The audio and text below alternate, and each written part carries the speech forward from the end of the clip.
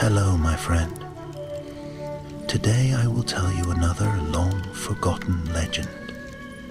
Close your eyes and let the magic transport you to Middle-earth. Our journey begins.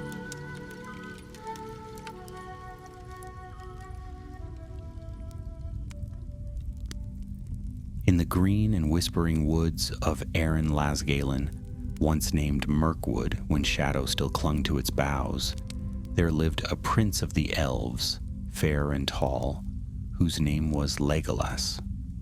The War of the Ring was ended, and peace, fragile as a new leaf in spring, had come again to the wide lands of Middle-earth. Yet those who dwelt in the woodland realm knew well that evil seldom sleeps forever, and dark things often stir in secret places when victory is too quickly celebrated. Legolas had returned from his journeys with the Fellowship, bearing both honor and memory. He had stood upon the fields of Rohan, ridden through Gondor's white streets, and marched with Aragorn, the king returned. Yet now he walked again beneath the ancient trees of his father's halls, where the soft glow of lanterns shimmered upon branches and the music of harps drifted on the night air. His heart was glad to be home, yet he found no lasting rest. For not many weeks had passed since his return, when tidings came from the northern borders. Rangers of the woodland realm brought word of orc sign, blackened fire pits, cruel footprints, and arrows tipped with poison. More troubling still were whispers of men traveling with these foul creatures, wild men from the east, clad in the iron of forgotten forges, led by a warlord whose name none yet dared speak. King Thranduil sat upon his carven throne when the reports were brought before him. His brow was stern, his golden hair shining like pale flame in the torchlight. "Peace is but a brittle glass," he said at last, his voice carrying through the vaulted hall. "The world has changed since the fall of Sauron. Some would seize the chance to carve power for themselves in the ruin of the Dark Lord's realm." Legolas stepped forward, his keen eyes lit with resolve. "Father," he said, "if orcs and evil men gather together once more, then their purpose is foul. They will not halt until they strike at us or at our allies. Let me go forth to learn their strength and bring word of their designs. The woodland cannot sleep while such danger grows." The king regarded his son for a long moment, and though his gaze was proud, there was sorrow in it also. "You have seen too many wars, my son, yet I cannot deny that your bow is needed still. Go then, but do not ride alone. Gather to you a brotherhood of the swiftest and surest among our people, for even the finest hunter may be brought low by shadows if he treads unwary." Thus it was that Legolas began to summon companions, those elves whose courage was matched by loyalty. First came Torinor, a seasoned captain who had fought long years against the dark of Dol Guldur.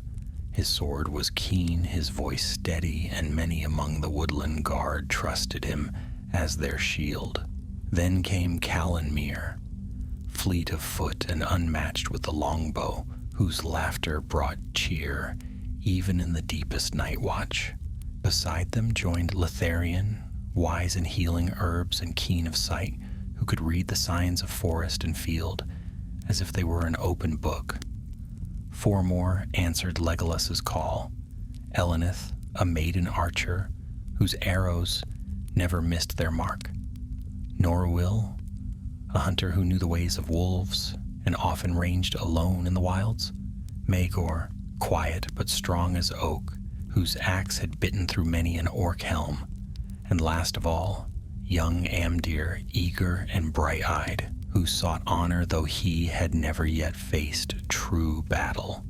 When these 8 gathered in the torchlit courtyard beneath the starlit boughs, Legolas looked upon them with solemn pride. "You are my brothers and sisters in arms," he said. "Together we shall be as one, an elven brotherhood, bound to guard our people and strike against the darkness that dares rise anew. Whatever we meet, we shall endure it together." They set forth at dawn, slipping from the king's halls with light feet, their cloaks blending with the green of the forest. The air was crisp, and the morning mist hung low among the trees. Each carried but what was needful: bow and quiver, sword or knife, a coil of rope, and food enough for many days. The forest seemed hushed as they passed, as though it listened, aware of the purpose of its children. For many leagues they traveled northward, beyond the heart of the woodland, where the trees grew taller and wilder. Birds called overhead and deer leapt through the undergrowth. Yet always the company kept watch, for signs of the enemy might lurk in any shadow. It was Callan Mere who found the first token, a broken arrow, black-feathered and cruelly barbed, lodged in the bark of a pine. "Orc make," he muttered, breaking it in two. That night they camped near a swift stream, and as the stars wheeled overhead, Torriner spoke quietly by the fire. "I do not like these tidings," he said, "for orcs alone would not dare wander so far, not now that their master is gone. If men indeed march beside them, then some darker hand guides their purpose." Legolas nodded, his face grave. "Then we must find this hand and cut it off before it strikes." Yet even as he spoke, in the stillness beyond the firelight, eyes watched them from the trees. A shadow slipped between trunks, swift and noiseless as smoke, and far away, in the black ruins of an old watchtower, a warlord sat upon a stone seat, his armor scarred, his gaze burning with wrath. In his hand he held a helm, wrought in the shape of a beast, and upon his lips curved a cruel smile. The Elven Brotherhood's journey had only begun, and already danger gathered like a storm. The morning after their first night on the road dawned pale and quiet. A fine mist hung low among the trees, silvering every leaf and turning the forest floor into a sea of drifting haze. The Elven Brotherhood rose swiftly, for elves needed little sleep, and soon the fire was quenched, their packs shouldered, and their feet moving north again. Legolas walked at the head, his sharp eyes ever scanning the shadows. Behind him came Torriner, tall and watchful, while the others followed in loose formation, their steps so light that even the birds did not stir. For long hours they marched beneath the canopy, until at last the trees began to thin, and the land sloped gently upward toward the bare ridges of the north. By noon they came upon a place where the forest floor had been torn as if by many trampling boots.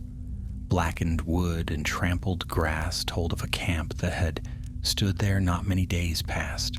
The ashes of a fire lay cold, and the bones of a slain stag had been left to rot, stripped with crude knives.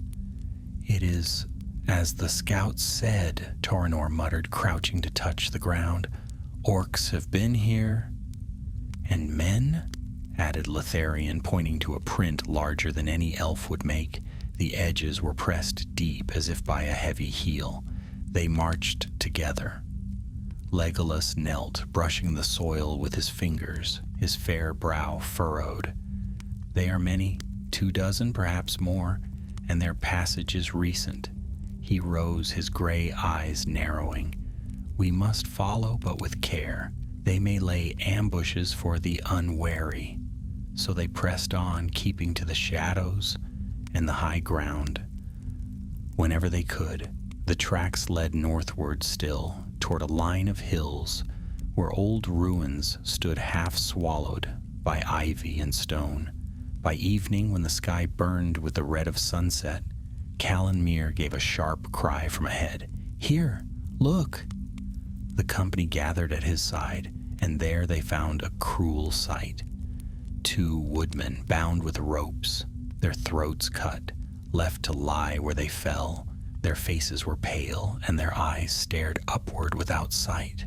Amdir, the youngest of the Brotherhood, drew back with a gasp, his hand pressed to his mouth. Why would they do such a thing? Because they wish to sow fear, Torinor answered grimly. They want all who come this way to know that they rule here. Legolas's face was hard as stone. Then we shall show them that they do not. They buried the slain men quickly, speaking soft words of farewell in the tongue of the elves. Though the woodman would not have known the speech, it seemed a cruel world still. Though the great shadow of Sauron had fallen, evil had not perished with him. It had merely scattered like sparks from a dying fire. That night, the Brotherhood made their camp in silence. The stars glittered overhead, cold and clear, and the wind sighed through the branches. Around the fire, Amdir sat with downcast eyes, his bow across his knees. Eleneth sat beside him, her hand resting lightly on his arm. "It is your first time to see such things," she said gently. "Do not let it weaken you." "I thought the Great War was ended," Amdir whispered. "I thought the world would be different now." Legolas, sitting across from them, looked up. "The world has changed, Amdir," he said softly, "but not all at once. Some wounds take longer to heal. There will always be those who cling to cruelty, who cannot let go of darkness. That is why we fight, not to end all evil, for that cannot be, but to guard the light that yet remains." Amdir met his gaze, and though fear still lingered in his eyes, a new strength stirred there as well. The company took turns keeping watch. When Legolas's turn came, he stood at the edge of the firelight, his keen eyes piercing the shadows. The night was quiet save for the rustle of leaves and the far call of an owl. Yet once, deep in the hour before dawn, he thought he saw a flicker of movement in the darkness, a glimmer of red like the glow of a coal. When he looked again, it was gone. With the rising of the sun, they pressed on once more, following the trail north. The forest grew sparser, the land rising into rocky slopes, until at last they came to the edge of an open plain. In the distance, they saw the broken towers of an ancient watch post, standing like black teeth against the sky. "There," said Torinor, pointing. "If our quarry has a lair, it may be among those ruins." Legolas raised a hand for silence, and the company crouched low among the tall grasses. From the towers drifted a thin curl of smoke, faint against the morning light, and as they watched, a band of orcs shuffled into view, dragging bundles of wood and laughing in harsh voices. Behind them strode men in iron, their helms shaped like snarling beasts, their eyes cruel and watchful. "They are many more than 24, whispered Norwheel, his voice tight. "I count thrice that." Calanmere's hand tightened on his bowstring. "Then we cannot face them in the open." Legolas studied the scene, his mind racing. At the heart of the ruins, upon a high stone seat, sat the warlord himself. Even at this distance, he was a fearsome sight. His armor was black and battered, yet his presence seemed to burn with a fire that no mere soldier should bear. Upon his head rested no helm, but beside him lay one wrought in the likeness of a beast, cruel and jagged. His face was hard, his eyes lit with a pale, unnatural flame. Legolas felt a chill run through him. This was no ordinary foe. There was a shadow about him, faint but real, as though he carried some remnant of the sorcery of Dol Guldur. He turned back to his companions, his voice low but firm. "This is our enemy. He is strong, stronger than we guessed. We cannot strike now, for we are too few. But we can learn his ways, and perhaps find the means to undo him. Tonight, when the dark is deepest, we shall creep close to the ruins and see what we may." The Brotherhood nodded, though unease lay heavy in their eyes. They withdrew into the shelter of the hills, waiting for nightfall. The hours dragged slowly, each heartbeat marked by the sound of drums that echoed faintly from the ruins. Orcs sang harsh songs, and the laughter of men rang cruel against the stones.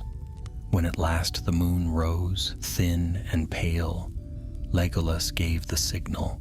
One by one, silent as shadows, the elves crept from cover and made their way toward the broken walls. The grasses whispered around their feet, and the stones loomed dark before them. Closer and closer they drew, until the stench of smoke and unwashed bodies filled their noses. From within the ruins came the flicker of firelight and the clash of metal. They pressed themselves against the cold stone, peering through the cracks, and there they heard the warlord speak. His voice was deep and cruel, carrying with a strength that seemed more than mortal. "Too long have the elves ruled these woods," he said, "but no more. We shall cut them down tree by tree, hall by hall, until their fair songs are silenced. The shadow may be gone, but I remain, and I will finish what Sauron began." His followers roared their approval, the sound echoing through the ruins like thunder. The Elven Brotherhood exchanged grim looks. The storm had gathered. Soon it would break upon them. Night lay heavy over the ruins of the old watchtower. Clouds drifted across the sky, dimming the moon and swallowing the stars. The broken stones stood black against the heavens like jagged teeth biting into the darkness. From within came the glow of fire and the rough sound of voices, orcs growling, men laughing, the harsh clang of iron striking iron. Legolas crouched with his companions just beyond the crumbling wall. The smell of smoke and filth pressed against them, and even the air seemed thick with malice. He could feel the pulse of danger, steady and cold, like the drawing of a bowstring before release. "We cannot linger long," Torinor whispered, his voice barely more than a breath. "If one of them wanders this way, our hiding will be undone." Legolas's sharp eyes swept the shadows. The guards posted on the ruined walls were careless, drunk with victory or arrogance, yet their numbers were great. It would take only a single shout to rouse them all. "We must listen," Legolas murmured. "To strike blind is folly. If we learn their plan, we may yet find a way to break it." So they pressed themselves close to the cold stone, peering through cracks in the masonry. The fire at the heart of the ruin flared, casting flickering light over the gathered horde. Orcs squatted in a ring, gnawing on half-burnt meat, their yellow eyes gleaming. Men clad in iron stood taller, their helms wrought with snarling visages of beasts. They bore swords and axes at their belts, cruelly sharpened. And above them, seated on the high stone chair, was the warlord. His hair was black as raven's wings, his face scarred and hard. At his side rested the jagged helm, shaped like the skull of some wild beast. But it was his eyes that struck Legolas most, pale, burning, filled with a fire that did not seem wholly of this world. The warlord rose and all fell silent. His voice rang out, strong, carrying across the ruin. "The elves grow fat in their halls, singing songs of victory, While the world lies broken and ripe for the taking, the Dark Lord has fallen, yes, but his will endures. He promised me dominion, and I will claim it. With your strength and my command, we shall sweep through the woodland realm and burn it to ash. A roar of approval rose from orcs and men alike. Their cries rang into the night, echoing across the hills. Amdir flinched at the sound, his hand tightening on his bow. The warlord raised his hand for silence. Tomorrow we march.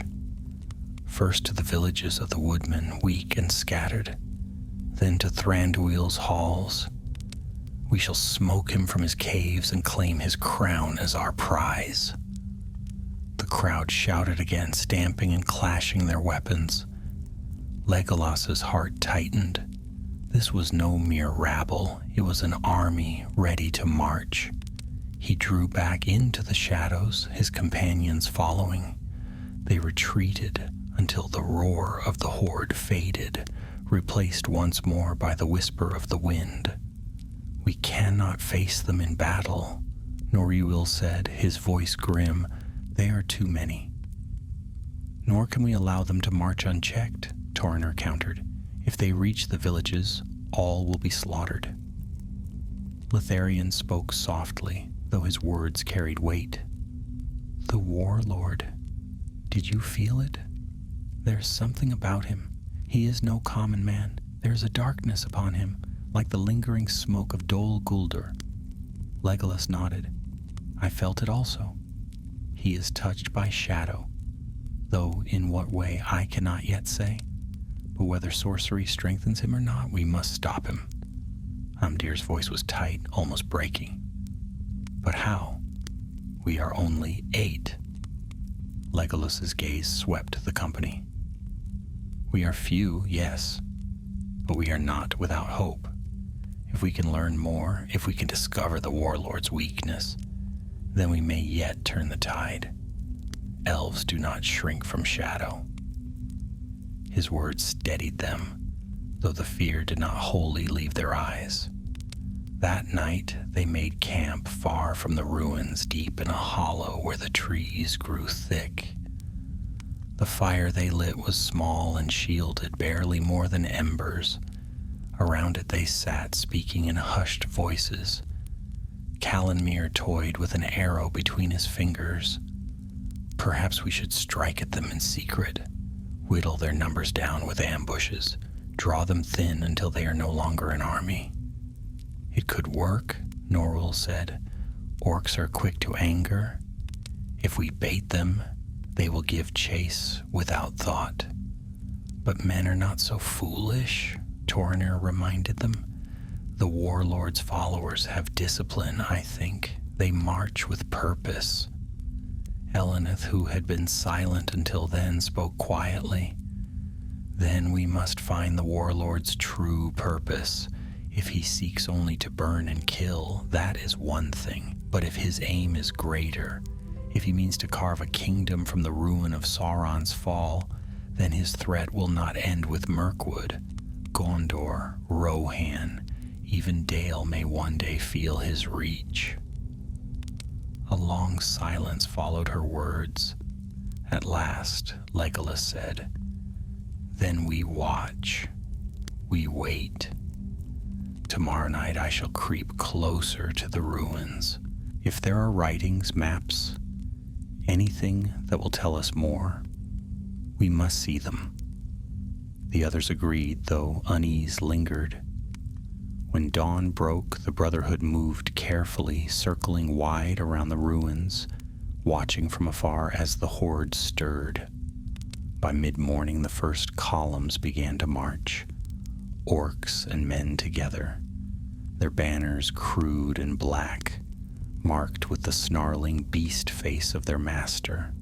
Smoke trailed behind them as they left the watchtower, heading south toward the scattered villages of the woodmen. They move swiftly, Torriner said. Legolas's jaw tightened. Then so must we. The Brotherhood shadowed the enemy from the hills, never drawing too near. The day passed in tense silence, broken only by the tramp of iron boots in the distance. By nightfall, the warlord's host had reached a river where they camped in a wide clearing. Fires flared against the dark, and the stench of roasting meat drifted far on the wind. From their vantage on a rocky ridge, the elves looked down upon the camp. Legolas studied the warlord's pavilion, a great black tent stitched with iron rings. Guards stood at its entrance, torchlight gleaming on their helms. Whatever his plans, they will be kept there. Legolas said, I must go. You cannot go alone, Torinor insisted. I will go with him, Calanmir said at once. But Legolas shook his head. Two may be seen where one might pass unnoticed. Trust me, I will return. He slipped away before they could argue further, vanishing into the shadows like a breath of wind. His steps were light, his cloak blending with the darkness. The night wrapped around him, and he moved swift and silent as an arrow loosed from the bow. Closer and closer he crept, until the stench of the camp filled his nose and the murmur of voices brushed his ears. Orcs sprawled by the fires, sharpening blades or quarreling over scraps. Men paced with slow, deliberate steps, their armor clinking softly. Legolas moved between them like a ghost. Once, an orc turned its head, eyes narrowing, but by then he had already slipped behind a tent, his heart beat steady, his breath calm. Every sense was sharpened, every step measured. At last, he reached the warlord's pavilion. The guards stood only a few paces away, but their attention was fixed on the fires behind them. Legolas waited, counting the beats of his heart until the moment was right. Then he darted forward, slipping through the flap of the tent like a shadow entering deeper shadow. Inside, the air was thick with the smell of oil and smoke. A single lantern burned low, casting long flickers of light over maps spread across a wooden table. Swords hung from the poles of the tent, and furs lay strewn across the floor. Legolas's eyes swept the maps swiftly. Red lines marked the woodland, arrows pointing south toward the villages, and further still toward Thranduil's halls. But beyond that, further south and west, more lines stretched. Toward Rohan, toward Gondor, toward Dale. This warlord's hunger was greater than any had guessed. He sought a kingdom vast and terrible, carved from the ruin of Sauron's fall. And then behind him a sound, a breath, a scrape of leather. Legolas spun, bow in hand, arrow knocked. The flap of the tent lifted, and a figure stepped inside, the warlord himself. Their eyes met, the elf prince and the shadow-touched man, and in that heartbeat, Legolas felt the weight of the darkness that clung to him.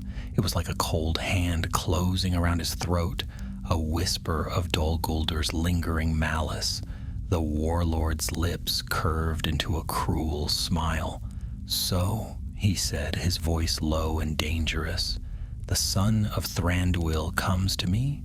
The warlord's presence filled the tent like a storm cloud. He stood tall, shoulders broad beneath his battered armor, his scarred face lit by the flickering lantern.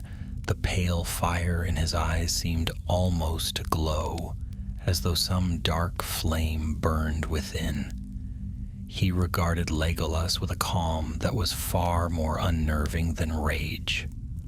I wondered when you would come, the warlord said softly. His voice was deep, smooth, carrying the strange cadence of one who had once walked in halls of learning, but had long since given himself to ruin.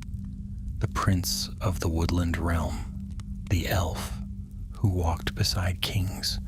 My spies told me of you. You should not have come alone. Legolas kept his bow drawn, the arrow trained upon the man's heart. His voice was cold and steady. Name yourself. Speak if you dare. The warlord smiled faintly, though there was no warmth in it. My name is lost to the years, as are many things, but once, in the time before the Great War, I served a master in Dol Guldur, the necromancer, as your people called him. I learned at his feet, and though he has fallen, I remain. His promises were not forgotten, his gifts were not undone. A chill passed through Legolas, though his hand did not waver. This explained the darkness he had felt. The faint echo of Sauron's sorcery still lingered in this man. You are but a shadow of a shadow, Legolas said. Your master is gone, and you will follow him into ruin. The warlord's smile widened, revealing teeth like a wolf's. Gone? No, elf. The Dark Lord's spirit was vast, and though his form was broken, his will lingers still. In dreams, in whispers, I hear him. He guides me, he strengthens me, and soon, with the might of orcs and men, I shall raise a kingdom where none may stand against me. He stepped closer, slowly, deliberately. But enough words. I should strike you down now. Yet, perhaps not. You are Thranduil's heir, are you not? If you live long enough to see his halls burn, your despair will be sweeter than your death. Legolas's arrow sang through the air. The warlord twisted aside with unnatural speed, the shaft slicing past his shoulder to thud into the wooden post behind him. In a heartbeat, he drew a blade from his side, a long, black-edged sword that seemed to drink the lantern light. The clash was sudden and fierce. Legolas dropped his bow and drew his knives, their bright steel flashing. He struck swiftly, each movement honed by years of battle, but the warlord's strength was terrible. His black sword rang against the twin knives, sparks leaping with every blow. Around them, the lantern swung wildly, casting long shadows across the walls. The maps upon the table fluttered in the wind of their struggle. Legolas ducked low, spinning, his knife slicing toward the man's side, but the warlord caught his arm, his grip iron strong. He flung Legolas across the tent, sending him crashing against the table. Maps and ink scattered to the ground. Legolas rolled to his feet, knives ready, his breath fast.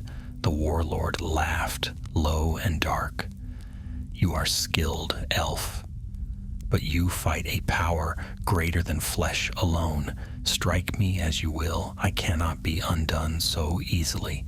At that moment, a cry rang out from beyond the tent. Shouts, the sound of steel on steel. The Brotherhood had moved to act. Legolas seized the moment. With a sudden leap, he darted past the warlord, slashing one of the tent ropes as he went. The canvas collapsed, the lantern toppling, flames licking at the fabric. Darkness and smoke swallowed the space. By the time the warlord cut his way free, Legolas was gone. Outside, the camp was in chaos. Torinor and Calanmir loosed arrows from the ridge, each shaft striking true. Norwil's whistle cut through the night, and wolves, his companions from the wild, burst from the shadows, snapping at orcs and scattering them into disarray. Elenith stood tall upon a boulder, her bow flashing in the firelight, arrows raining down with deadly accuracy. Maegor swung his axe in great arcs, each blow felling an enemy. Amdir fought close beside him, fear written on his face but courage in his heart. Legolas slipped among them like a shadow returned, his knives gleaming. "Fall back," he shouted. "To the trees! Do not linger!" The Brotherhood obeyed, striking swift and vanishing into the dark.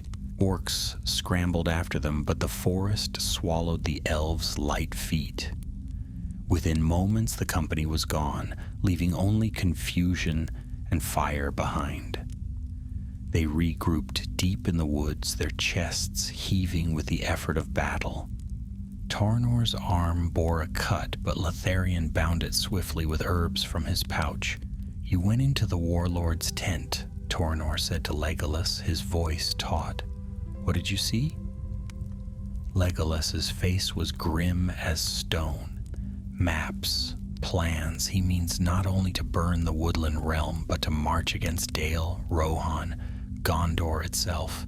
His hunger knows no bounds." The Brotherhood fell silent. The fire of their skirmish seemed to pale before the weight of the truth. Eleneth spoke first. "Then he must be stopped before his strength grows greater. If he reaches the villages tomorrow, many will die." Legolas nodded slowly. "We cannot face his whole army, but perhaps we need not. If we can strike at the head, the body may yet wither. He carries darkness within him, a gift of Dol Guldur, but such gifts often bear a weakness also. We must find it. And if we cannot," Amdir asked softly. "Then we fight anyway," Torinor said firmly. His eyes met each of theirs in turn. "We fight because it is our duty. Because if we do not, no one else will." The Brotherhood slept little that night. Each lay wakeful beneath the trees, listening to the distant drums of the enemy. The forest seemed tense, waiting, as though it too felt the storm pressing nearer. When dawn broke, pale and cold, the elves were already moving. They knew the enemy would march again, and the villages of the woodmen lay not far. Legolas led them swiftly through hidden paths, his heart heavy with the weight of what was to come. By midday they reached the first of the villages, a cluster of wooden huts beside a stream, smoke rising from their chimneys. Children played near the water's edge, their laughter bright and careless. Legolas's chest tightened. "They do not know what comes," he said. "Then we must warn them," Lotharion answered. The Brotherhood entered the village, and at once the folk gathered around, their faces filled with surprise and awe at the sight of the elves. Legolas raised his hand for silence. "Darkness marches upon you," he said clearly. "Orcs and men together, led by a warlord of great power. You must flee now, before the shadow reaches your homes." A murmur rose from the villagers, fear spreading like fire through dry grass. The chieftain, a bearded man with weathered skin, stepped forward. "We have no place to go," he said. "These are our homes. Our fathers built them, and their fathers before them. We cannot simply leave." Legolas's gaze was steady. "If you remain, you will perish. The warlord shows no mercy. Take what you can carry and go south to Dale. There you may find safety." The chieftain hesitated, torn between pride and dread. Then, seeing the unyielding resolve in the elf's eyes, he nodded. "So be it. We will go." The villagers hurried to gather their belongings, fear lending speed to their steps. Children were lifted onto carts, food and tools packed quickly. The elves helped where they could, guiding the people swiftly. But even as the last cart rolled onto the forest road, a distant horn sounded, deep and cruel. The warlord's host was near. Legolas turned to his companions, his knives already in hand. "We hold them here," he said, "long enough for the villagers to escape. Whatever comes, we do not yield." The Brotherhood took their places at the edge of the village, their bows strung, their blades ready. From the north came the sound of drums, growing louder with each heartbeat, and soon, through the trees, the first black helms appeared. The forest trembled with the beat of drums. Deep and steady they rolled like thunder, carrying with them the promise of blood. The Brotherhood stood at the northern edge of the village, bows raised, hearts steady. Beyond the trees came the tramp of heavy boots, the crack of branches, the harsh voices of orcs. Legolas's eyes narrowed. He could see the gleam of helms through the foliage, the sway of crude banners stitched with the warlord's beast mark. Smoke clung to them, though no fire yet burned. It seemed to follow wherever they went. "Steady," Torinor murmured, standing like a tower at Legolas's side. His bow was strung, his sword at his hip. Calamir crouched low to the left, arrow ready, a grin tugging faintly at his lips despite the danger. Amdir stood close to Maegor, his young hands trembling slightly as he fitted arrow to string. Elenith was still as a statue, her keen eyes fixed on the shadows. Norwil knelt with his wolves at his side, their hackles raised, teeth bared. Litharion moved among them, his pouch of herbs and bandages ready for what he knew was to come. Legolas raised his hand. "Wait until I give the word. Make every arrow count." The first orcs stumbled from the trees, snarling, their eyes catching the light like sickly lanterns. Behind them strode men in blackened armor, their helms shaped like snarling beasts, their blades catching the glimmer of daylight. The warlord was not yet in sight. Legolas's hand dropped. "Loose!" The air sang with arrows. Shafts hissed through the morning light, striking orcs in the throat, the chest, the eyes. Calanmir's arrow split another skull cleanly, while Elenith's shot took one of the armored men through the visor of his helm. The first wave fell screaming to the ground. The survivors roared in fury and surged forward. "Again!" Torinor commanded. A second volley flew, felling many more, but still they came, the weight of numbers pressing through the narrow paths between the trees. "Now to blades!" Legolas called. His knives flashed into his hands. With a cry he leapt forward, swift as the wind, and met the first of the orcs head on. His knives spun and struck, each movement precise, each blow deadly. Beside him Maegor's axe swung in broad arcs, cleaving helms and shields alike. Amdir fought close to him, his blade trembling but true, striking when Maegor left an enemy open. Torinor drew his sword, holding the line with steady strength. Norwil's wolves lunged into the fray, tearing at orcs' legs, dragging them down into the dirt. Calanmir loosed arrows until the foe drew too near, then drew his short sword, fighting with quick, darting strikes. The village behind them was alive with motion. The woodmen hurried to flee, carts rattling, children crying, mothers urging their families onward. Litharion guided them, shouting warnings, helping the old and the weak. Yet even as he worked, he threw daggers into the fray, each finding its mark. The clash was fierce. The enemy pressed hard, but the elves held their ground, bodies piled at their feet, and the air rang with steel and cries. Then, through the trees, the warlord came. He rode no horse, but strode on foot, taller than any man around him. His jagged helm was set upon his head now, its beast face glaring, its horns cruel and sharp. In his hand he bore the black-edged sword, and as he lifted it, the orcs cried louder, their strength redoubled. Legolas felt it at once, the weight of his presence like a shadow spreading across the field. His voice boomed, rolling like thunder. "Burn the village! Slay them all!"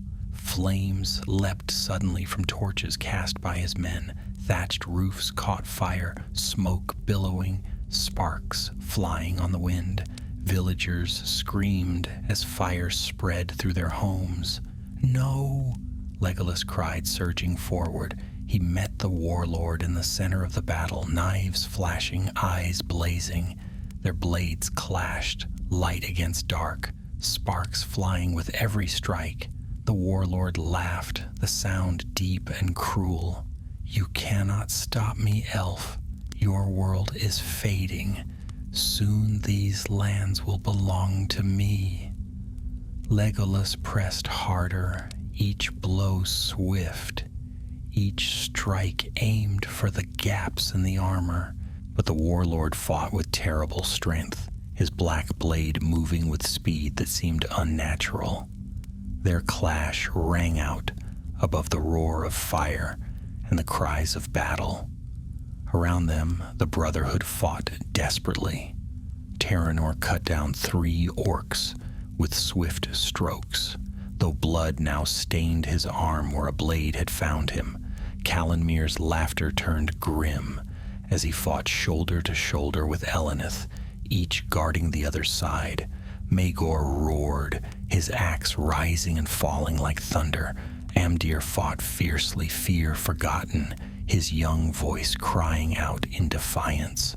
Noruil's wolves darted through the smoke, dragging down fleeing orcs, while Letharion tended swiftly to the wounded villagers, guiding them out of the burning village one by one. But the enemy's numbers were too great. More and more pressed in, and the Brotherhood was forced slowly back toward the heart of the village. Flames leapt higher, smoke choking the air. Legolas broke from the clash with the warlord long enough to shout, "Torinor, get the villagers out. Go!" "We will not leave you," Torinor called back. "You must." Legolas's voice cut through the din like steel. "Go, while there is still time. I will hold him."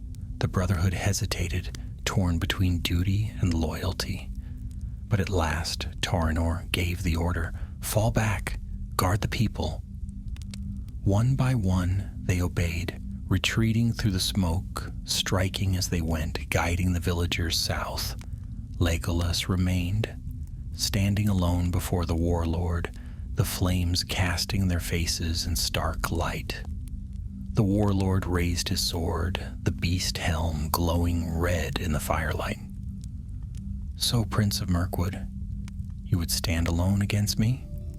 Legolas tightened his grip on his knives. His eyes did not waver. "I have stood against far greater shadows than you." Their blades clashed again, ringing through the burning village. Sparks flew, embers whirled, and the two figures fought as though the whole world hung in the balance. The warlord struck with crushing force, each blow driving Legolas back.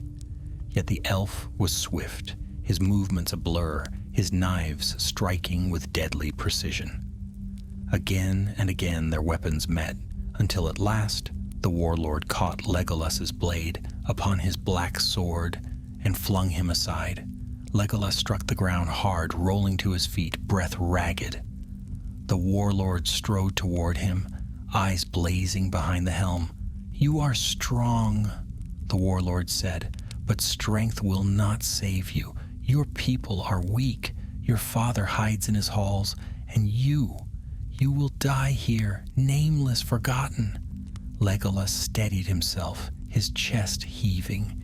"You know nothing of the elves. We endure." With a cry he leapt again, knives flashing, and their battle roared on as the village burned around them. Meanwhile, the Brotherhood had nearly cleared the last of the villagers. Torinor and Calanmir guarded the rear, felling pursuers, while Elenith guided children to safety. Letharion lifted an old man onto a cart, urging the oxen forward. Maegor and Amdir held the line, sweat and blood streaking their faces. Noril whistled, calling his wolves back to him. "We must go," he shouted. "But Legolas," Amdir began. "He knew what he was doing," Torinor barked. "We cannot waste his sacrifice. Move!" Reluctantly, the Brotherhood obeyed, vanishing with the villagers into the southern woods. Behind them, the village was a roaring sea of fire, the warlord and Legolas locked in their deadly duel. The outcome hung in the balance. And above the smoke, the drums beat on.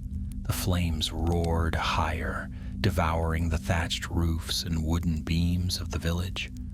Sparks shot skyward, drifting like fiery stars into the night. Smoke rolled thick, choking the air, but through it came the clash of steel and the cries of battle. Legolas and the warlord fought at the village's heart, their blades ringing against one another with every strike. The elf moved with the speed of a hawk, swift and precise, his knives flashing like silver in the firelight. The warlord answered with strength like a storm, each swing of his black sword heavy enough to split stone. Around them the ground was littered with bodies, orc and man alike. The villagers were gone now, driven south by the Brotherhood's courage. Only Legolas remained, his breath quick, his heart steady. The warlord pressed forward, his laughter booming above the roar of the flames. "You are nimble, elf. I grant you that, but speed cannot match power." He struck with a downward blow that sent Legolas's knife spinning from his grasp. The elf twisted aside, rolling, his other blade striking upward to slice across the warlord's arm. A shallow cut, but it drew blood. The warlord looked down at the wound, then back at Legolas. Slowly he laughed again. "Good. I had begun to fear you were only a dancer. Perhaps you are a warrior after all." His pale eyes burned brighter. He lifted his sword and came on again. Legolas recovered his fallen knife with a swift leap, spinning to meet the attack. The blades clashed again and again, sparks flying, smoke swirling around them. Each strike rang out like a bell, tolling doom. The warlord's blows were heavier, but Legolas was quicker, darting in and out, never letting himself be caught. Yet even as he fought, the elf prince could feel the weight of the man's presence, the strange power that clung to him. Every strike seemed to carry more than mere muscle, as though some darker strength lent his arms force. The warlord feinted left, then swung right. Legolas barely turned the blow, the impact shuddering up his arm. His knives trembled under the weight of the black sword. "You cannot win," the warlord growled. "Your kind are fading. You should flee these lands, as so many of your people have. Sail west. Leave Middle-earth to those who have the will to rule it." Legolas's eyes flashed.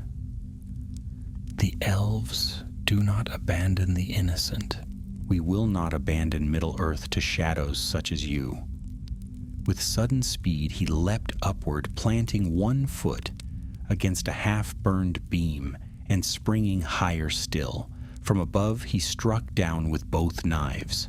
The warlord raised his sword to block, and the force of the clash sent embers scattering in a fiery rain. The two stood locked for a moment, eyes meeting, fire and steel straining against one another. The warlord's strength surged, pushing Legolas back, but before he could strike again, a cry rang from the trees. "Legolas!" The Brotherhood had returned. Torinor burst from the smoke, sword blazing. Calanmir and Elenith loosed arrows in rapid flight, their shafts piercing orcs that had lingered among the flames. Maegor charged with a roar, his axe splitting shields. Amdir followed close, his young voice fierce as he struck down a foe twice his size. Norrell's wolves darted from the shadows, dragging more orcs down, their jaws snapping. Litharion ran swiftly to Legolas's side, herbs and bandages ready, though his own dagger was wet with blood. For the first time the warlord faltered, his eyes narrowed behind the jagged helm. "So, the little band returns. You think yourselves brave, do you? You are gnats before a storm." But the Brotherhood pressed in with fury. Their arrows flew, their blades struck, their voices rose together in defiance. The warlord turned his blade aside again and again, yet he could not strike at all of them at once. "Together," Torinor shouted. "Strike together." They obeyed. Calanmir's arrow glanced off the warlord's helm, distracting him. Toranor's sword struck his side, denting his armor. Maegor's axe followed, smashing against his gauntlet and nearly tearing the sword from his hand. Legolas seized the moment. With a cry, he sprang forward, both knives flashing, and drove them into the warlord's chest. For an instant, silence fell. The flames crackled, the embers hissed, and the world seemed to hold its breath. The warlord staggered, his eyes widened, and a sound like a growl rose in his throat. But instead of falling, he laughed, a low, terrible sound. "You think this will stop me?" he gasped. His hand closed around the hilts of the knives, pulling them free. Dark blood poured forth, but still he stood. Legolas fell back, his face grim. "What are you?" The warlord's pale eyes blazed brighter than ever. "I am the shadow that remains. I am the promise unbroken. Kill me once, kill me 100 times. I will rise again." He struck the ground with his sword, and a wave of dark force rippled outward, knocking the elves back.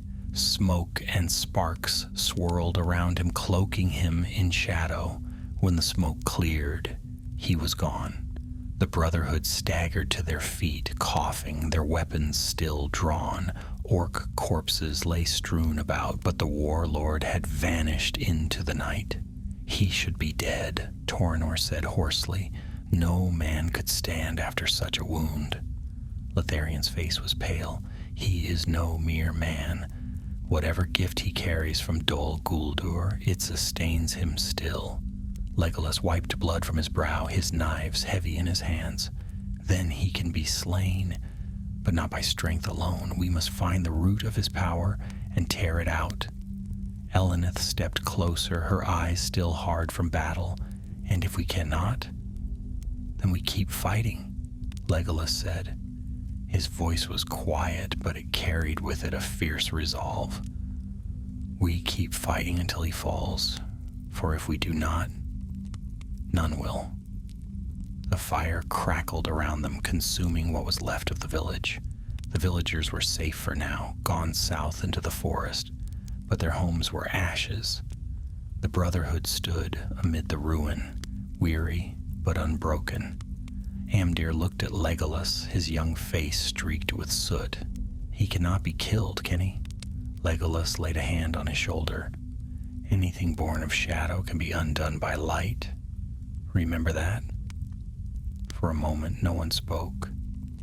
Then Toranor straightened, his jaw set. "We cannot linger here. The villagers will need protection on the road. And if the warlord regathers his strength, he will strike again." Legolas nodded. "Then we go south. But not only to guard the woodmen, we must find the truth of this warlord's power. Somewhere in the ruins of Dol Guldur, or in the lore of my father's halls, there must be an answer. Until we find it, he will rise again and again." The Brotherhood gathered themselves, their faces weary but determined. Together they turned from the burning village, vanishing into the southern woods, their footsteps light, their hearts heavy with the weight of what they had seen. Behind them, the flames raged on, a cruel mark upon the land, and somewhere in the dark, the warlord walked still, his laughter echoing like distant thunder. The battle was ended. The war had only begun. The southern forest swallowed the company as they left the charred remains of the village behind. The smoke still clung to their cloaks, and the glow of the burning homes followed them for many miles, a fiery reminder of their narrow escape. The villagers, weary and frightened, moved slowly with their carts and children, guided by Toranor and Lotharion. The elves kept to the edges of the column, watchful, their keen eyes scanning the shadows. Legolas walked at the fore, his gaze sharp and his mind heavy. The warlord's laughter still echoed in his thoughts, cruel and unyielding, a sound that promised he would return. It was not the laugh of a man easily slain. It was the laugh of one who bore within him some hidden tether to the darkness that had plagued Middle-earth for long ages. For 2 days they traveled south, deeper into the shelter of the woods.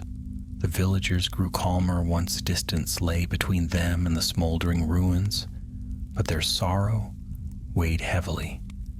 Children cried for homes they would never see again, while their elders walked with downcast eyes. Some clutched tokens of their old lives: a carved wooden cup, a scrap of cloth, a polished stone, as if by holding them they could keep their memories safe. At night, the elves stood watch, while the villagers huddled close to small fires. Norrell's wolves prowled the perimeter, their yellow eyes gleaming in the dark, warning away any who might dare approach. The Brotherhood spoke little. They knew the battle had only delayed the storm. On the third morning, as dawn painted the treetops gold, Torinor approached Legolas. "We cannot march the villagers to Dale unaided," he said. "They move too slowly. If the warlord rallies his horde, he will overtake us." Legolas nodded. "Then we must send word ahead. Dale's soldiers will meet them on the road.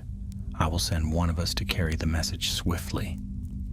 "I will go," Elenith said at once. She stepped forward, her bow slung at her shoulder, her quiver full. "I am swift, and my aim will keep me safe." Legolas studied her, then inclined his head.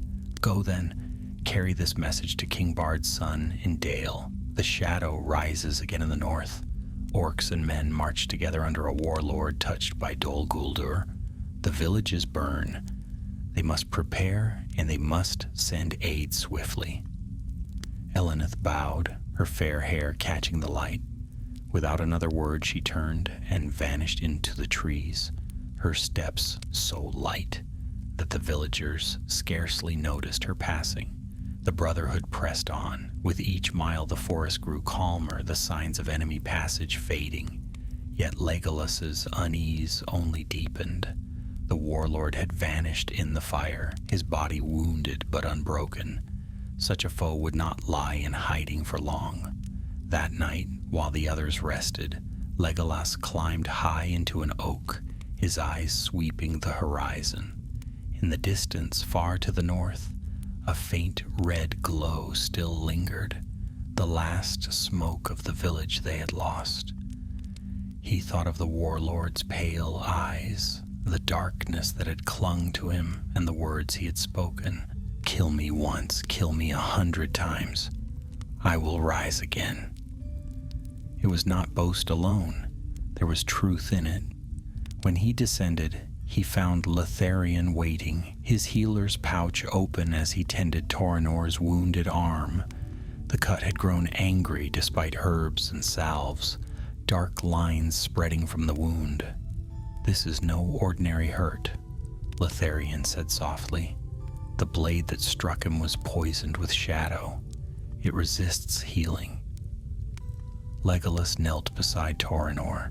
His friend's face was pale, his jaw clenched against the pain. "How long?" Letharion hesitated. "Days, perhaps less, unless I can find Athelas. And even then, I am not certain. This poison is strange, like the lingering sickness of Dol Guldur itself." Legolas's hand tightened on his knife hilt. The warlord's touch was more dangerous than he had feared. "Then we must press harder. If Torinor falters, the Brotherhood will be weakened. We cannot wait." That night passed in uneasy silence. By the following afternoon, they reached a narrow glen where the villagers could rest beside a clear brook. The elves stood apart, gathering in council beneath the shade of the trees. "The warlord cannot be defeated by steel alone," Legolas said, his voice firm. "You all saw it. He should have fallen, but he rose again. His strength lies in whatever gift of Dol Guldur sustains him. Unless we cut that root, he will return, no matter how many times we strike him down. Then we must go to Dol Guldur, Calanmir said at once. The ruins still stand, do they not? If the secret lies anywhere, it is there. Litharion's face darkened. Dol Guldur is a place of lingering evil. Even after the White Council cast down its walls, shadows still gather there. To go near it is perilous. Perilous or not, Torinor said through clenched teeth, we must go. If we do not, this warlord will burn all of Aaron Lasgullen to the roots. Noruil stroked one of his wolves, his eyes on the trees.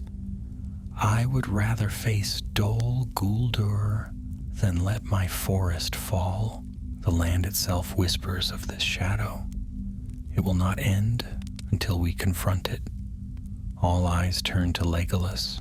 He stood silent for a long moment, his gaze steady, his thoughts turning to his father's halls. He could have returned to Thranduil, sought his counsel, and perhaps brought forth an army. Yet he knew the warlord's strength lay not in numbers, but in the secret that sustained him. That secret would not be uncovered in council chambers. Very well, he said at last. We go to Dol Guldur. The villagers will reach Dale in safety with Eleneth's aid. But we must tread the path into shadow. So the decision was made. That night they told the villagers of their choice. The chieftain bowed low, his eyes shining with both gratitude and sorrow. You saved us, though our homes are lost. If you must walk into darkness to save others as you have saved us, then may all the valor guard your steps. At dawn, the Brotherhood turned their course eastward, away from the safety of Dale, toward the broken stronghold of Dol Guldur. The air grew heavier as they went, the bird song fading, the trees leaning close as though to listen. The wolves whined uneasily, and even Calanmir's cheer dimmed. By the second day, a strange silence had settled. No deer stirred in the undergrowth, no fox crept across their path. The forest was still as stone.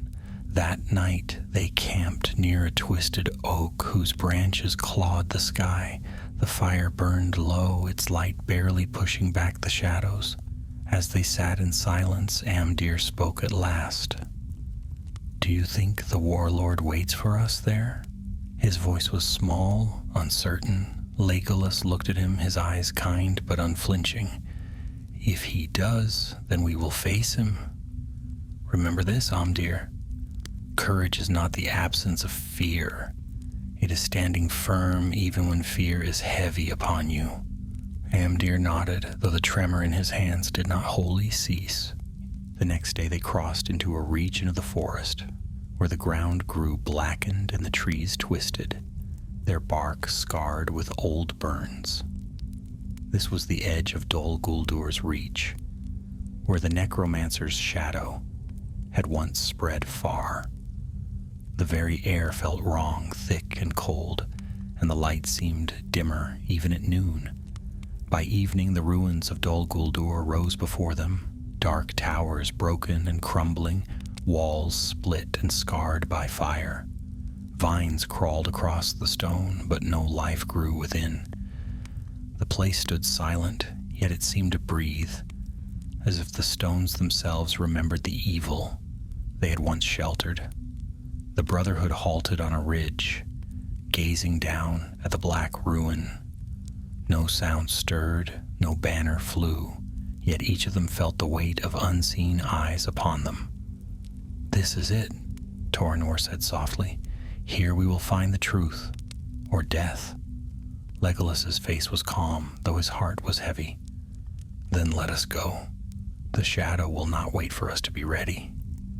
Together the Elven Brotherhood descended into the valley of Dol Guldur, where shadows clung to every stone, and the memory of Sauron lingered still. The true trial was about to begin. The ruins of Dol Guldur loomed before the Brotherhood like the carcass of some ancient beast. The broken towers clawed at the sky, jagged and lifeless, yet still heavy with dread. Stones lay scattered where walls had once stood, blackened by fire. The gates, long sundered, hung crooked on their hinges, moaning faintly whenever the wind stirred. No living creature moved there. No bird dared fly overhead. No insect hummed. The air itself seemed hushed, weighed down by a memory too dark to fade. Even the light of day appeared dimmer in that valley, as though the sun could not shine fully on a place so steeped in shadow. The Brotherhood stood at the ridge, silent. Torriner's hand tightened on his sword hilt. Calanmir shifted uneasily, his usual grin gone. Amdir swallowed hard, his young eyes wide with fear. Even the wolves pressed close to Norwheel, their ears flat, their hackles raised. Legolas's voice was low but firm. Here we find the heart of the warlord's power, if anywhere. Stay close and keep your wits sharp. The shadow lingers even if its master is gone.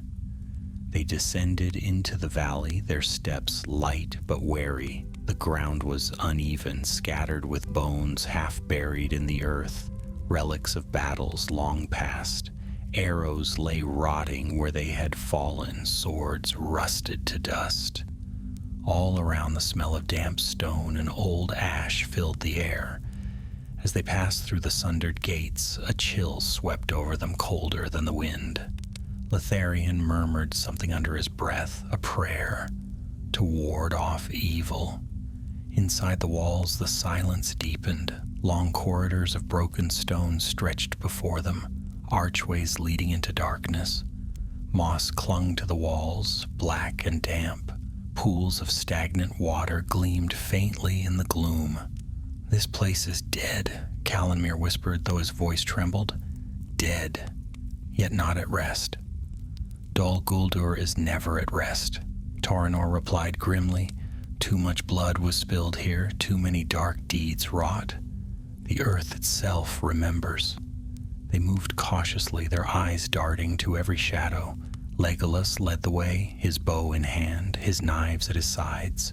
The halls twisted and turned, broken stairways leading upward to towers half collapsed, downward into pits of stone that smelled of decay.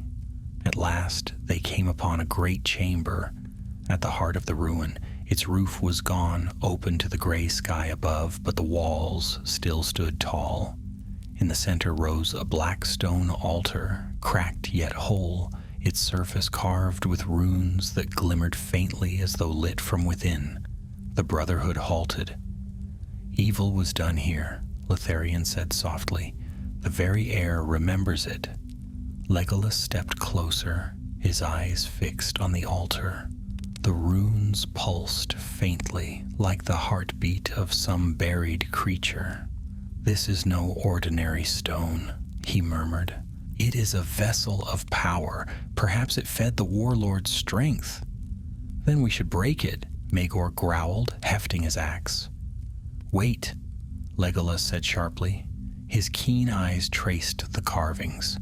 "Strike blindly, and we may unleash something worse. Let me read first." He bent low, his fingers brushing the runes. The symbols were old, older even than the elves of Greenwood remembered, yet he knew their shape, for he had seen them once in Rivendell, in books of lore. "They are bindings," he said slowly. "A tether. These runes bind a spirit to flesh. They keep life where death should fall." The Brotherhood stared.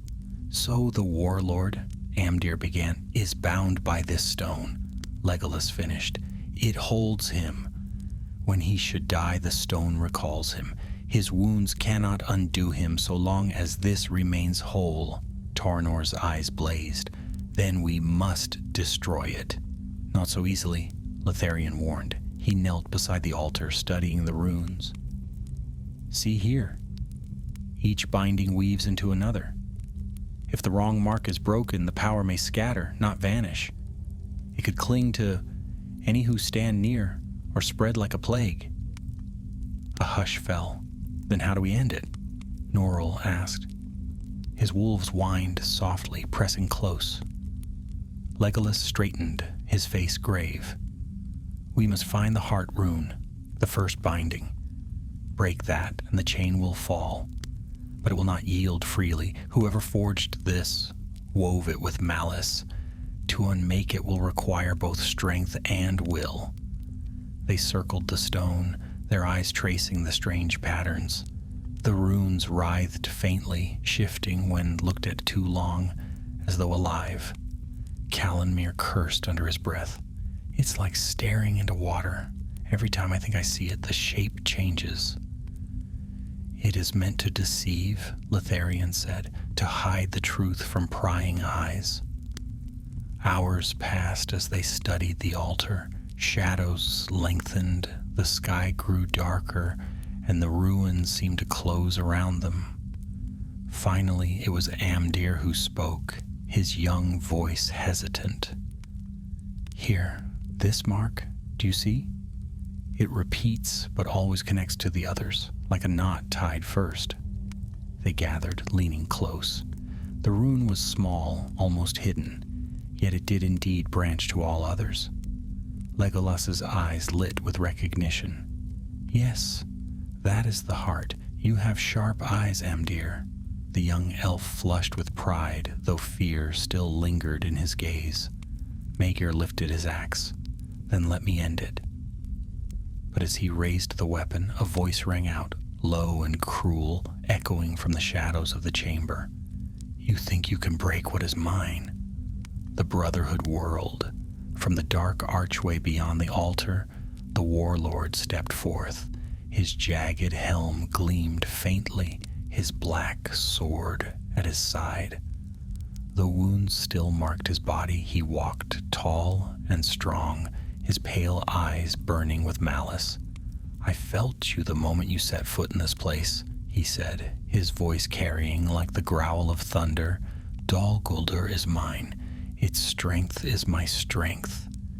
And now you will learn that shadows cannot be undone so easily." The Brotherhood drew their weapons, forming a ring before the altar. Legolas stood at their head, his knives gleaming. "We will not let you rise again," he said coldly. "This ends here." The warlord laughed, a sound that shook the ruined walls. "Then come, little elves, come and fall." With a cry, he lifted his black sword, and the battle was joined. The warlord's laughter shook the ruined hall, echoing through the broken stones like a storm rolling across a valley. His jagged helm gleamed in the half-light, and the black sword in his hand seemed to drink in the dim glow of the runes carved upon the altar. The Brotherhood tightened their circle. Torinor stepped to Legolas's right, his wounded arm held firm despite the pain, sword raised. Callanmere moved lithely at the left, an arrow already knocked to his bow. Maegir stood solid as an oak behind them, his axe gleaming. Norrell crouched low, his wolves snarling at his side. Amdir, pale but resolute, held his bow steady, though his hands trembled. Litharian positioned himself close to the altar, his healer's tools abandoned, a dagger in hand. "Do not let him reach the altar," Legolas said quietly, though his words carried the sharp edge of command. "If he draws from its power, we will not stand a chance." The warlord advanced, each step deliberate, heavy boots grinding on the broken floor. The faint glow of the runes brightened with his approach, pulsing in time with his stride. "I warned you," he said, his voice low but carrying. "Kill me once, kill me 100 times, and still I rise, for my spirit is bound, stronger than death, stronger than time." His pale eyes burned brighter. "And you, children of fading light, you will be the first to fall before my new reign." With a sudden roar, he lunged. Legolas met him head-on, knives flashing. Their blades clashed with a sound like thunder. Sparks flew, and the impact of their strike rattled the stones beneath their feet. Terranor swept in from the side, his sword slicing low, while Calanmir loosed an arrow aimed for the gap in the warlord's armor. The warlord twisted with unnatural speed. He batted aside Toranor's strike with the flat of his sword, while the arrow glanced harmlessly off his jagged helm. His black blade swept outward, forcing them both back. Maegor charged, roaring, his axe coming down in a mighty arc. The warlord raised his sword, catching the blow with a clang that rang through the chamber. For a heartbeat, the two strained against one another, giant of a man and iron-strong elf, until the warlord suddenly shoved, sending Maegor staggering. Norrell's wolves leapt, snapping at the warlord's legs. One sank its teeth into his greave, but with a savage kick he flung it aside. The other darted low, jaws closing on his arm, drawing blood. The warlord snarled and slammed his elbow down, breaking the wolf's grip. All around, the Brotherhood pressed him, striking from every angle, swift and sure. Yet the warlord moved as if shadows guided his steps, parrying, deflecting, never yielding. Every clash of his sword sent tremors through the air. Every swing carried the weight of more than mere flesh. "This power is not his alone," Letharian called from the altar, his eyes fixed on the glowing runes. "The stone feeds him, I can feel it." "Then break it," Calanmir shouted, loosing another arrow. "I cannot, not yet." Letharian's hands hovered above the runes. "If I strike wrongly, the shadow will scatter. We must hold him until I find the heart mark." Legolas pressed the attack harder, knives striking in blinding flurries. He darted beneath the warlord's sweeping blade, his knives slicing across armor, drawing blood that steamed black. But for every cut, the warlord only grew more furious, his eyes blazing brighter. "You cannot undo me, elf," he bellowed, his voice booming like a drum. "I am bound by a power greater than you can comprehend." "Then we shall break that power," Legolas spat, his knives flashing again. The chamber filled with chaos. Toranor and Maegor fought at the warlord's flanks, their blades striking like hammers. Calanmir and Amdir loosed arrows whenever a gap appeared, their shafts whistling dangerously close to their comrades. Noruil's wolves darted in and out, harrying the warlord's movements. And still, Letharian worked feverishly at the altar, tracing the shifting runes with his fingers. His eyes narrowed in concentration. Sweat beaded on his brow, though the air was cold. At last he cried out, "There it is here, the heart rune." Legolas risked a glance. A small, almost hidden mark glowed faintly beneath the others, pulsing like the beat of a heart. "Strike it," Toranor shouted, but even as the words rang out, the warlord seemed to sense their plan. With a roar, he swung his sword in a wide arc, forcing the Brotherhood back. Then, turning with sudden speed, he surged toward the altar. "No!" Legolas cried. He leapt, colliding with the warlord before he could reach the stone. They crashed together, rolling across the cracked floor. The black sword lashed down, missing Legolas by inches, splitting the stone beneath him. Legolas drove his knife upward, slicing across the warlord's helm, leaving a scar along its jagged face. The warlord flung him aside with terrifying strength. Legolas struck the ground hard, his breath leaving him in a rush. The warlord rose, looming, his eyes burning, his sword raised high.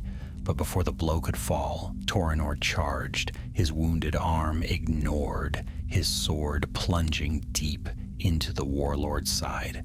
Blood gushed dark and hot. hissing where it struck the stones. The warlord roared, backhanding Torinor across the chamber. The elf captain slammed against the wall and fell, unmoving. Torinor, Amdir screamed. The warlord turned, his pale eyes blazing, and in that instant Magor hurled his axe. The heavy blade spun end over end and struck the warlord's helm, shattering one of its horns. He staggered, enraged, tearing the weapon free. "Now!" Litharion cried. "The rune! Strike it now!"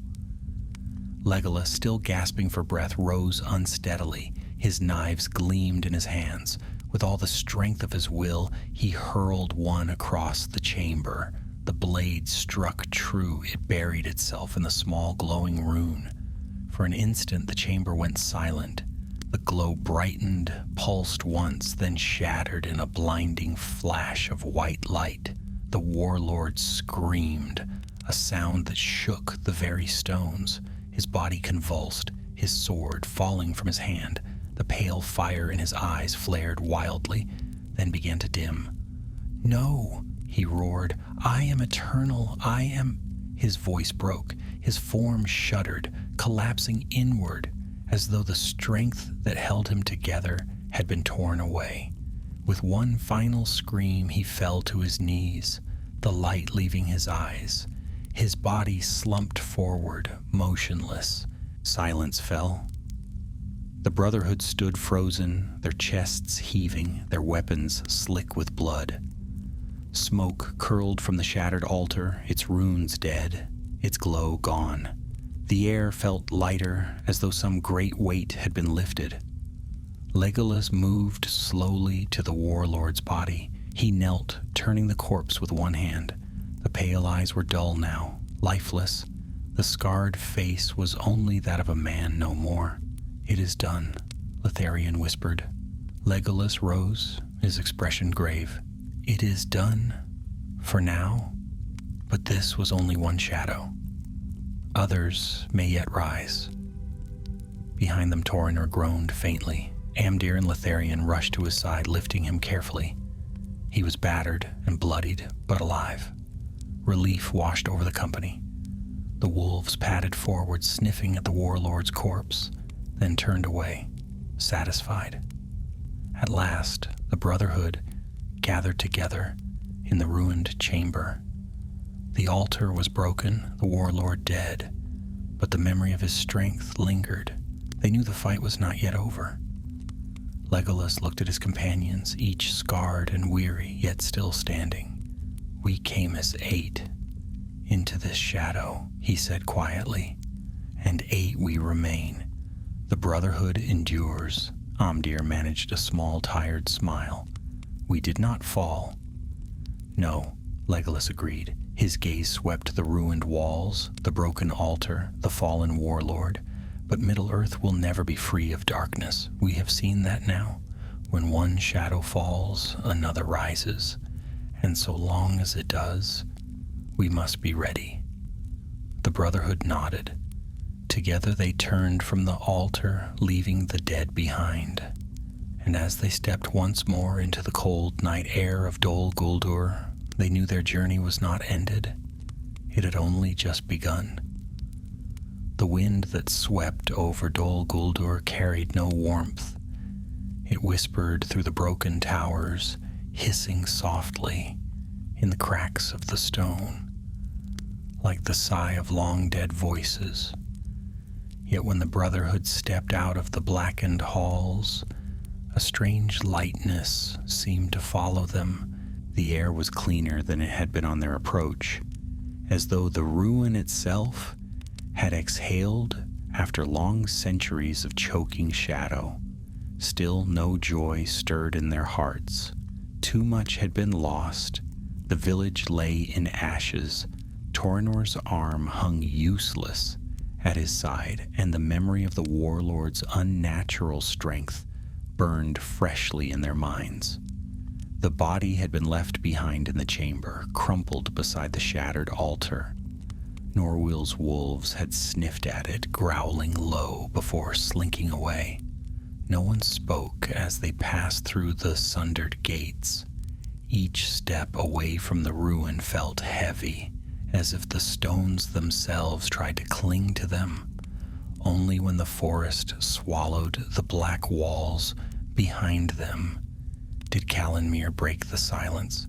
I cannot believe he's gone, that he can truly be gone. He withstood everything we threw at him until the end. Legolas's voice was quiet but steady. He is dead. The tether that bound him was undone. Without it, he cannot rise again. And yet, Lothlorien murmured, frowning as he walked, Dol Guldur has always been a place of echoes. Darkness seeps into stone, into earth. Even broken, it may whisper to others who are willing to listen. The words cast a chill over them, heavier than the night air. They made camp beneath the twisted trees, kindling a fire that burned brighter than any they had dared within the shadow of Dol Guldur. The light pushed back the gloom, and for the first time in days, the air seemed free of unseen eyes. Yet the Brotherhood sat in silence, each lost in thought. Maegor leaned on his axe, his face streaked with soot and blood. We struck down his body, yes, but what of his followers? Orcs, men, they marched as one. They will not simply vanish. They will scatter without a leader, Norwil said. Orcs have little loyalty when fear no longer binds them. As for the men, perhaps some will slink back east. Perhaps not. He stroked one of his wolves, whose head rested on his knee. Men are harder to read than beasts. They are harder because their hearts may choose, Lothlorien said softly. Some choose light, some shadow, and some cannot decide until it is too late. Legolas stared into the flames, his eyes reflecting their glow. He thought of the warlord's last cry, the pale fire in his gaze, the laughter that had promised eternity. The image lingered like a scar. We must return to my father, he said at last. He must know what has passed. The woodland realm cannot be blind to this. If shadows rise again, the king must be ready. There were nods all around, though Torinor winced as he shifted. His arm was bound tightly with herbs and cloth, but the poison had left him weakened. Amdir hovered near him constantly, his young eyes full of worry. The night was long, though no enemy stirred. Dawn came cold and clear, the sun shining pale between the bare branches. They set off again, moving swiftly now, eager to leave the ruins behind. The forest grew gentler with each mile, birdsong returning, deer tracks crossing their path. Yet even as the signs of life returned, the Brotherhood walked with caution, their ears attuned for pursuit. By the second day, the trees grew taller, their boughs less twisted, and the air was lighter. They had passed beyond the taint of Dol Guldur. It was then that Elenith returned, swift as the wind, her cloak flashing green among the leaves. She had been gone many days, sent to warn Dale. Now she stood before them once more, her face flushed with urgency. I found King Bard's son. He hears the warning. Men of Dale will guard the road and the villages that remain. Relief swept the company, but Elenith's eyes darkened. I heard whispers, though. Orc bands still roam. Leaderless, yes, but not harmless. The shadow may have lost its head, yet its claws still scratch. Then we were right to return, Legolas said. His voice carried new strength.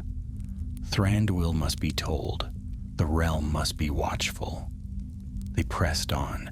For days they journeyed north, skirting streams and valleys, until at last the great halls of the woodland realm came into view. Lanterns gleamed among the trees, golden light spilling from the carved gates, and the sound of distant song drifted faintly on the air. To weary hearts, it was like the sight of dawn after endless night. Guards hailed them at the gates, their eyes wide at the sight of the weary band. Word was carried swiftly ahead, and before long the Brotherhood stood in the throne hall of King Thranduil. The king rose from his seat, tall and proud, his golden hair shining in the torchlight. His gaze swept over them, taking in the wounds, the soot, the blood. His eyes lingered longest on his son. "Legolas," he said, "you return, but not in peace." Legolas stepped forward, his voice clear, though his body ached. "Father, we faced the shadow that lingered in Dol Guldur. A warlord, once a servant of the necromancer, rose with power bound by dark runes. He gathered orcs and men, and he burned villages. We struck him down and broke the stone that held his spirit. But his followers still wander, and the memory of his strength will not fade quickly." The hall grew hushed. The king's face hardened, though sorrow shadowed his eyes. "You were right to go," Thranduil said slowly, "and right to return. The realm will be watchful once more. The shadows are never truly gone from this world. But you have done what even the wise once failed to do. You struck at the heart of Dol Guldur and survived." He turned his gaze upon the others. "Each of you has my thanks. Your names will be remembered in these halls. Taranor, Calanmir, Litharion, Noruil, Magor, Elenith, Amdir, you are bound now not only as a brotherhood, but as defenders of the woodland realm." The elves bowed, though weariness bent their movements. Amdir's face glowed with pride, despite the soot still smudging his cheeks. Taranor, pale but alive, inclined his head with steady dignity. At last, Thranduil's eyes rested again on his son. "Legolas, you have seen more than I wished for you to see. You have fought wars in the lands of men, and now shadows in our own. What do you seek, now that this is done?" Legolas paused, his heart full. He thought of Aragorn and the lands of Gondor, of the sea that called faintly in his dreams, of the endless march of shadows in Middle-earth. He thought too of the Brotherhood, scarred but unbroken, standing now as proof that unity was stronger than fear. "I seek only to serve where I am needed," he said at last.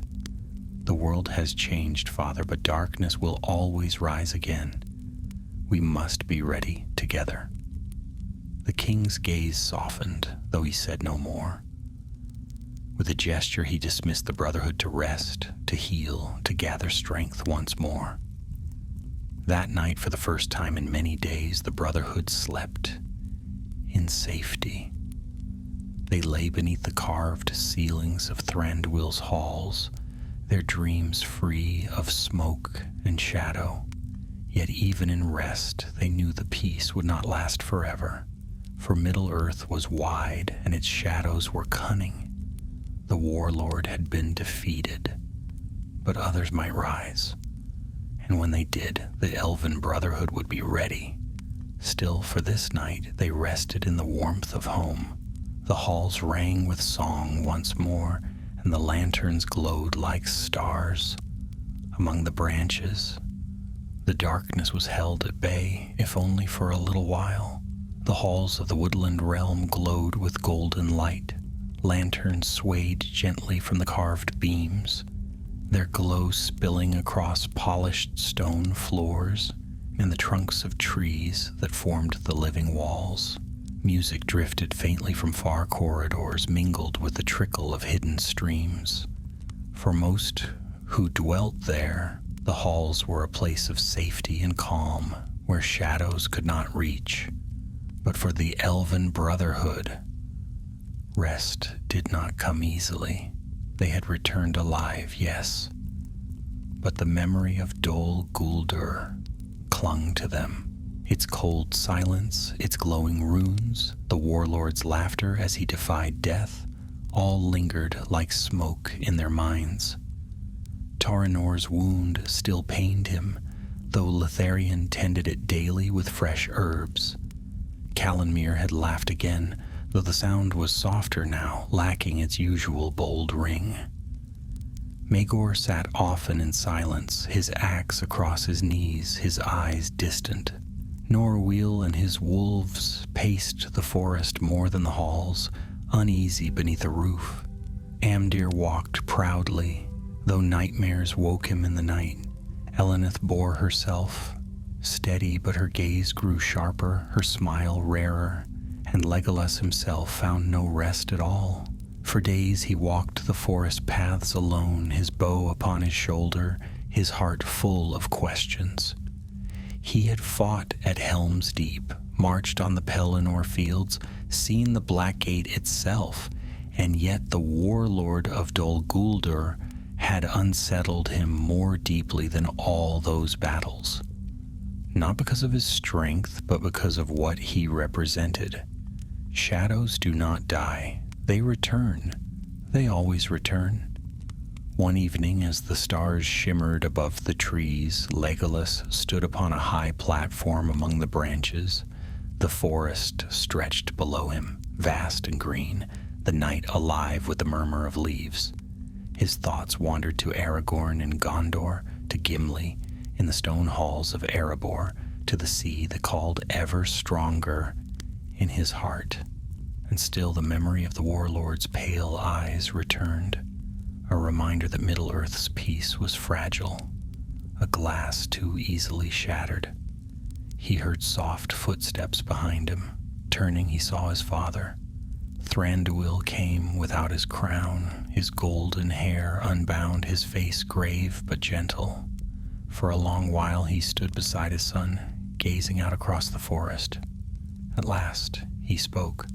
"You have seen more darkness than I ever wished for you," Thranduil said, "and yet you stand still, stronger than before." Legolas did not answer at once. He let the silence linger, then said quietly, "Father, the warlord was only a man, and yet he nearly brought ruin upon us. He was nothing compared to Sauron, yet still he burned villages and gathered armies. If shadows such as he can rise from the ashes of Dol Guldur, how can peace ever last?" Thranduil's gaze did not waver. "Peace is never lasting, my son. It is a gift, not a promise. The world changes, evil rises, and it falls. What endures is not the absence of shadow, but the strength to face it again and again."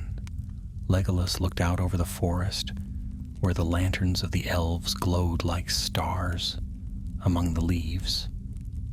"And when our strength is gone, when the elves have passed over the sea," Thranduil's eyes softened, "then men will stand, dwarves, hobbits even.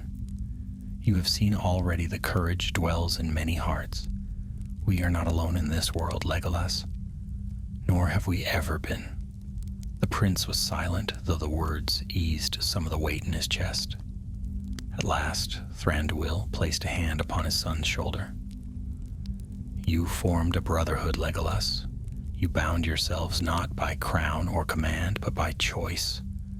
That is strength. That is hope. Do not let the memory of Dol Guldur take that from you." The next day, the Brotherhood gathered in the king's hall. They stood together before Thranduil's throne, their wounds bound, their faces solemn. "You have done what few could," the king said, his voice carrying through the chamber. "You have struck at the lingering shadow of Dol Guldur and survived. You have saved lives, though homes were lost. For this, you have my honor and the thanks of the woodland realm." He lifted his hand, and from the shadows, attendants brought forth cloaks of green clasped with silver leaves. "Take these and wear them as the mark of your bond. Let all who see them know that you are the Elven Brotherhood, defenders of this realm, and all who dwell within it." One by one, the cloaks were laid upon their shoulders, Amdir's eyes shone with pride as the silver clasp was fastened at his throat.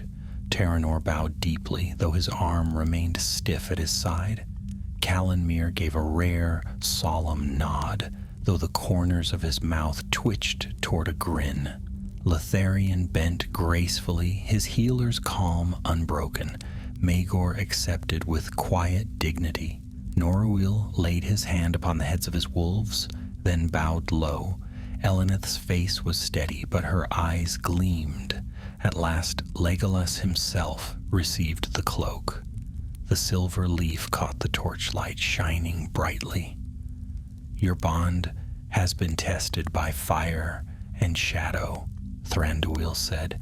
May it endure as long as Middle-earth has need of you. The Brotherhood stood as one, the cloaks upon their shoulders, the weight of their journey heavy, but their bond stronger than ever. That evening, they feasted in the halls, though their laughter was softer, their joy tempered by memory. Songs were sung of their deeds, though the verses already sounded more like legend than truth. Children listened wide-eyed, while elders nodded, knowing that shadows were never far. Later, when the fires burned low and the songs grew quiet, the Brotherhood slipped away from the hall. They walked together into the forest, where the stars shone bright above the dark canopy. There they stood, cloaks gleaming side by side. No words were spoken, for none were needed. They had walked through ruin, faced death, and broken the chain that bound a man to shadow. They knew the world would call upon them again, though when or how they could not guess. At last Legolas spoke, his voice quiet but firm. The shadow is broken for now, but we have seen the truth. Darkness will rise again, and when it does, we will meet it, not as one, but as 8. The Elven Brotherhood. The others nodded, their faces calm, their eyes steady. Together they lifted their gazes to the stars. The night was deep, the forest vast, and the future uncertain, but their bond was sure. And in that bond lay the hope of Middle-earth.